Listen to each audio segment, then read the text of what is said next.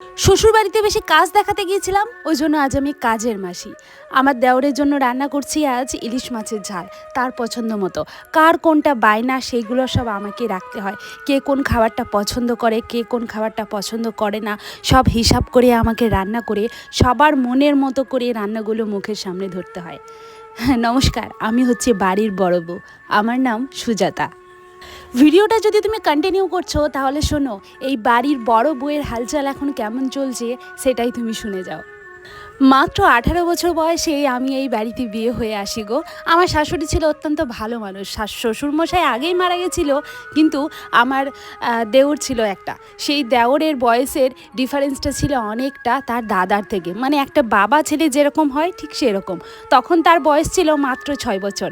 কিন্তু আমার শাশুড়ি আমাকে দিয়ে কথা দিয়েছিল যে বৌমা, যদি আমার কোনো দিন কিছু হয়ে যায় তুমি আমার ছোটো ছেলেকে ফেলে দিও না। আমার শাশুড়ি এতটাই ভালো মানুষ ছিল, আমাকে এতটাই ভালোবাসতো, সত্যি সত্যি আমি কথা দিয়েছিলাম মা, তোমার যদি কোনো দিন কিছু হয়েও যায় গো, আমি কখনো তোমার ছোটো ছেলেকে ফেলবো না, নিজের সন্তানের মতনই মানুষ করব।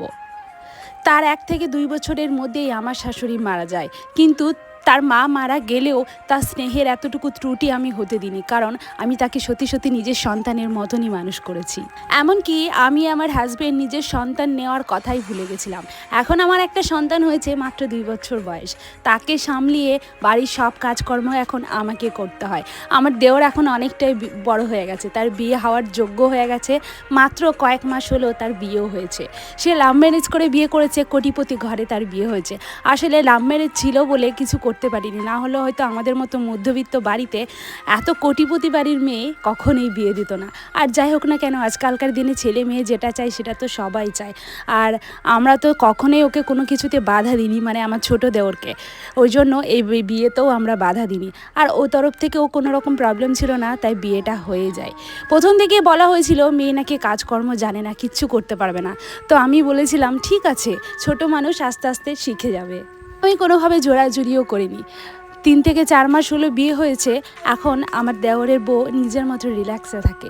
কিন্তু এখন তোমরা বলতেই পারো, তাহলে কি তোমার হিংসা হচ্ছে তাকে তুমি ছোটোর থেকে মানুষ করলে? না গো, হিংসা হয়নি।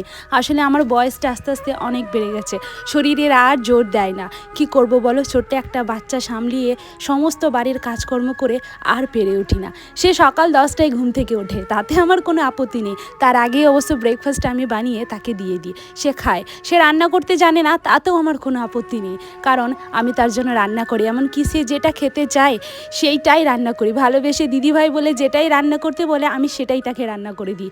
এইভাবেই আমার দিনকাল চলছে। আজকাল শরীর একদম আর পারি না, এতটাই কষ্ট হয় কোমরের যন্ত্রণায়।